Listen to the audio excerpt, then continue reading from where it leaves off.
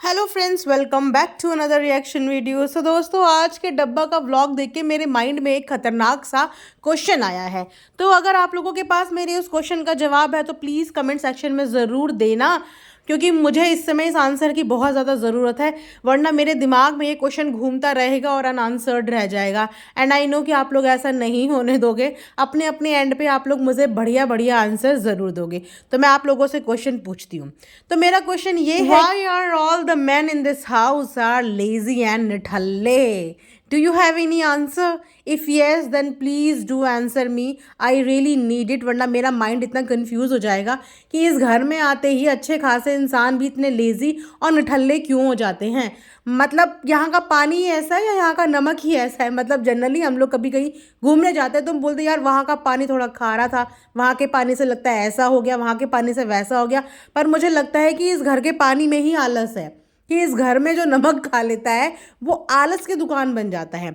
अब हंसी इस बात पे आई कि डब्बा का व्लॉग शुरू हुआ, पहले तो इस तरीके के लापरवाह लोग ये हैं कि पहले तो गलती करते हैं, ऊपर से ढूंढते हैं कि वो गलती हम किसके ऊपर थोपें। मतलब किसी के ऊपर तो थोपे, अपने ऊपर तो कोई एक्सेप्ट यहाँ पे गलती करता नहीं। तो पहले तो पानी बहा दिया पूरे घर में। के बाद ये पानी किसने बहाया, कैसे बहाया, कौन इसका मेन कारण है, उसको ढूंढने के चक्कर में घर के हर सदस्य पे इन्होंने उंगली उठा दी। सबसे पहले बेचारी अम्मा ने भी साफ बोल दिया भाई मैंने कहा। उसके बाद अम्मा के बाद नंबर आता है डॉक्टर खाला का, तो डॉक्टर खाला ने भी कुछ जवाब नहीं दिया। और बताऊं तो फ्रेंकली स्पीकिंग, ये जो करा होगा ना ये कांड जिसने पानी वाला, या तो ये शर्मीली जी होंगी या ये खुद डब्बा ही होंगी। बिकॉज इन्हीं दोनों को आदत है भूलने की और इन्हीं दोनों को आदत है ऐसी केयरलेसनेस दिखाने की। भले ही पानी का टाइम कुछ भी हो, कौन अपने घर के टैप ऐसे फ्री खोल के रखता है? माना कि पानी अपने समय पे आता है, बट ऐसी कई दफ़ा होता है, कई बार ऐसा होता है कि पानी अपने समय से पहले भी आ जाता है, बाद में भी आ जाता है। तो इसमें हमेशा हमें पानी का टैप बंद ही करके रखना चाहिए ना। तो कौन वो समझदार इंसान था जिसने वो टैप खोला, उसके बाद घर के बाकी सदस्यों के ऊपर उंगलियां उठा दी कि इनकी वजह से हुआ होगा, इनकी वजह से हुआ होगा। तो व्लॉग की शुरुआत ही इन्होंने आज इस तरीके से करी। उसके बाद सबसे बड़ी हंसी तो मुझे इस बात की आई कि मैनेजर के नाम पे जो बंदा इन्होंने बुलाया हुआ है उसको भी इन्होंने अपने घर का मैस क्लियर करने में लगा दिया है। मतलब एडिटिंग करने के बजाय वो बाकी व्लॉग में कुछ अच्छी चीज़ें बताने के बजाय वो या तो कपड़े तय करते हुए नज़र आ रहा है या इनके साथ वो भी जंक एंजॉय करते हुए नज़र आ रहा है। बिकॉज अगेन एडिटिंग तो डब्बा ही करती हुई नज़र आ रही थी और व्लॉगिंग भी डब्बा ही बनाती हुई नज़र आ रही थी। तो मैनेजर के नाम पे फ़नी ने एक और साथी अपना बुला लिया कि भैया मैं तो निठल्ला यहाँ बैठा ही था, आओ आओ तुम भी थोड़ी 2-4 रोटी तोड़ने आओ, मेरी बीवी बहुत कमाती है। तो उसके बाद डब्बा ने बोला कि फ़नी का काम अब थोड़ा आसान हो गया है, अब फ़नी थोड़ा सा रिलैक्स हो जाएगा। कौन सा काम यार, मतलब कितना रिलैक्स करना है उसको? करते क्या है फ़नी जी जो उनको रिलैक्स होने की ज़रूरत है? मतलब 5-6 दिन में एक व्लॉग डालते हैं, उसके अलावा ये लोग कुछ भी सोशल मीडिया पे काम नहीं करते। अरे अदर व्लॉगर्स को देखो, दिन रात एक करते हैं, शॉर्ट्स पे शॉर्ट्स बनाते हैं, मिनी शॉर्ट्स बनाते हैं, हाँ इंस्टा पे काम कर रहे हैं। तुम एक व्लॉग बनाते हो वो भी 4-5 दिन में, एक तुम्हारा बासी टुकड़ों टुकड़ों में व्लॉग आता है, उसके लिए भी तुम्हें 5-5 10-10 लोगों की टीम चाहिए। तुम 2 जनों से वो हैंडल नहीं हो पा रहा है। मतलब मानना पड़ेगा, मतलब आलस की चीज़ को। चलो ये तो इनकी आलस की चीज़ थी। उसके बाद सबसे बड़ा ब्लंडर कि डब्बा की खुद ही डाइटिंग की पोल खुल गई। डब्बा ने हमेशा, जब डब्बा के पास कुछ नहीं होता तो डब्बा रात का कंटेंट में हमें यही दिखाती कि मैं तो फ्रेंड्स वॉक करने जा रही हूँ। और टिजान अक्सर इनकी जो है ना उतारता हुआ नज़र ही आता है कि वॉक, ये भी तो बता दो कि इस पूरे महीने में कितने दिन वॉक पे गए हो, और जितने दिन गए भी उतने दिन 5 मिनट से ज़्यादा तुमने वॉक ही कहाँ करी है। तो ये था खाली पीली का डाइटिंग वाला कंटेंट, जो सिर्फ कंटेंट था, उसमें कुछ भी काम नहीं हुआ। मैंने तो इनके खाते पीते व्लॉग से ही देख के बता दिया था कि भैया डाइटिंग वाइटिंग कुछ नहीं होने वाली, 4-5 दिन का हु हल्ला है, उसके बाद कंटेंट खत्म, डाइटिंग खत्म, खाओ पियो ऐश करो मित्रों, दिल ना किसी का दुखाओ। मतलब वो वाला गाना इन लोगों पे बिल्कुल फिट होता है। मतलब ये सोचे कि इतने प्रिडिक्टेबल व्लॉगर्स मैंने आज तक अपनी लाइफ में नहीं देखे, जिनका कंटेंट इतना प्रिडिक्टेबल है कि कोई एक बार इन्हें देख लेना तो वो नेक्स्ट टाइम बता सकता है कि अगली बार क्या दिखाने वाले हैं।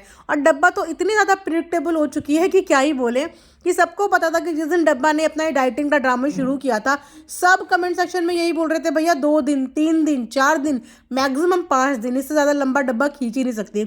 उसके बाद इनकी मतलब हद तो ये है कि पहले पूरा दिन ठूसो, जो मर्जी ठूसो, और रात को पीने लग जाओ ग्रीन टी। मतलब पूरे दिन की चर्बी बेचारी 1 कप ग्रीन टी कैसे गला देगी भाई, सोचो कैसे गला देगी बेचारी। ग्रीन टी के ऊपर भी इतना प्रेशर डाला हुआ है, कल को वेट रिड्यूस नहीं हुआ तो सारा का सारा जो गलती है ना वो ग्रीन टी की निकल जाएगी कि यही रीज़न थी।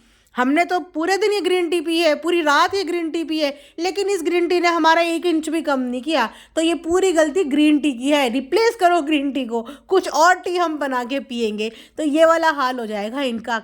अरे डब्बा, मुझे लगा था कि दिस टाइम डब्बा थोड़ा सा अपनी हेल्थ को लेके सीरियस हो जाएगी, बिकॉज उनका बढ़ता हुआ वजन कहीं ना कहीं किसी न प्रॉब्लम की निशानी है। जो इंसान देखो पहले से हेल्दी होता है उसमें कोई इशू नहीं है कि चल यार ये तो बचपन से ही हेल्दी है, बट जब कोई एकदम से वेट गेन करता है और जब डायग्नोज हो चुका है कोई पर्टिकुलर डिजीज़ कि हाँ भैया आपको ये डिजीज़ है, आपको थायराइड है, आपको पीसीओडी है, तो अगर आप उसको सही एज पे उसके लिए काम करना शुरू नहीं करोगे ना तो बाद में आपको बहुत सारी प्रॉब्लम्स आ सकती हैं। ये कोई मजाक नहीं है कि मजाक मस्ती में जब मन किया शुरू किया, जब मन किया ख़त्म कर दिया। हर एक चीज़ के लिए मोटिवेशन चाहिए होता है, और जब बात आपकी हेल्थ की हो ना तो जैसे आप बाकी चीज़ों के लिए इतने मोटिवेटेड हो ना कि नहीं मुझे बाहर जाना है, नहीं मुझे जंक खाना है, उसी तरीके से अपनी हेल्थ को लेके एक बार मोटिवेट हो जाओ कि नहीं मुझे अपना वजन घटाना है। एक बार घटा लो यार, फिर जो मर्जी खाते रहना, फिर तुम्हें सिर्फ बैलेंस करना है। लेकिन अभी फिलहाल जिस तरीके की तुम्हारी हेल्थ है, तुम्हें अपना वजन कंट्रोल में लाना बहुत ज़रूरी है। खैर फनी भैया तो चौड़े चौड़े में बोल के ही चले गए थे, अरे कुछ नहीं होता, चाहे 80 किलो हो जाओ, चाहे 90, चाहे 100 किलो भी हो जाओ, ऐसा कुछ नहीं होता कि जिनका वेट ज़्यादा होता है उनके बेबीज़ नहीं होते। अरे भैया सिर्फ बात बेबीज़ की नहीं है, इसके अलावा अपनी हेल्थ की भी बात है। भारी शरीर 100 बीमारियों का घर होता है। मैं बता रही हूँ इस बात के लिए कि भारी शरीर 100 बीमारियों का घर होता है। मैं ये नहीं बोलती कि मैं बहुत स्लिम हूँ, मेरा खुद वेट ज़्यादा है और मैं जानती हूँ कि वेट घटाना कितना ज़्यादा मुश्किल होता है, कितना ज़्यादा आपको अपने ऊपर कंट्रोल करना पड़ता है। तो वो सब चीज़ें अगर हम लोग झेल चुके हैं या हम झेल रहे हैं तो हम सामने वाले को उसी चीज़ के लिए सलाह भी तो दे रहे हैं कि भैया टाइम रहते हुए अपना वेट कंट्रोल कर लो, बहुत ईजिली कंट्रोल हो जाता है। अब ये सोचिए फ्रेंड्स कि मैंने 1 मंथ में बिना कोई हार्डकोर एक्सरसाइज के, बिना कोई इतनी लॉन्ग वॉक के, सिर्फ मैंने 1 महीने में अगर मैं अपना 6 से 7 केजी वजन घटा सकती हूँ। लोगों के पास तो प्रॉपर डाइटिशियंस भी हैं, ये क्यों नहीं घटा सकते? हम जो है घर में बैठे बैठे सिर्फ अपना ईटिंग पैटर्न पे वर्कआउट करके हमने अपना वजन घर बैठे बैठे घटा लिया। तो इनके पास तो हर चीज़ की सुविधाएं हैं, खाना बनाने के लिए इनके पास इनकी मम्मियाँ हैं, अम्मियाँ हैं, खालाएँ हैं, पलाएँ हैं, सब कुछ है। इनके पास तो कोई घर गृहस्थी का बर्डन ही नहीं है, फ्री निठल्ले बैठे हैं। तो क्या सिर्फ अपनी हेल्थ पे भी ये लोग प्रॉपर काम नहीं कर सकते?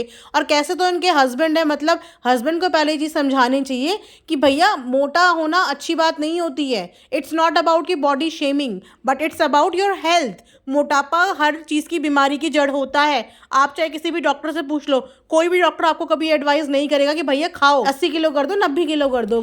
जब भी आप डॉक्टर की किसी भी विजिट पे जाते हो, नो मैटर कि आपके अंदर कोई भी बीमारी हो, सबसे पहले आपका वेट चेक किया जाता है कि नहीं, उसके बाद आपका बीपी चेक होता है कि नहीं, उसके बाद तीसरी चीज़ आपका शुगर चेक होता है कि नहीं।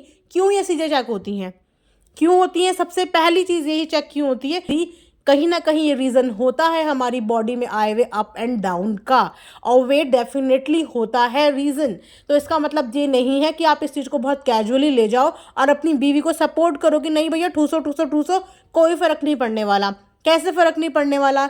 4 कदम चलने में आपकी वाइफ हाँफने लग जाती हैं, घर का कोई काम करा दो उन्हें घबराहट पहले हो जाती है। इतनी सी एज में वो घबराहट की अलग पेशेंट हैं, इतनी सी एज में वो इतनी लेज़ी हैं, इतनी सी उम्र में वो ना उठ के फटाफट काम कर सकते हैं, इससे कई ज़्यादा स्पीड में डॉक्टर खाला की है, और एज डिफरेंस आप देख ही सकते हो। तो मैं बस यही बोलूँगी कि बढ़ते हुए वेट को इतना कैजुअली ना लिया जाए, इस पर वर्कआउट करने की बहुत ज़्यादा ज़रूरी है। जोक्स अपार्ट, एक औरत के लिए और जब तक वो कंसीव नहीं करती तब तक वेट जो है मेजर रोल प्ले करता है, और पीसीओडी की दवाइयों से सबसे बेस्ट सोल्यूशन है।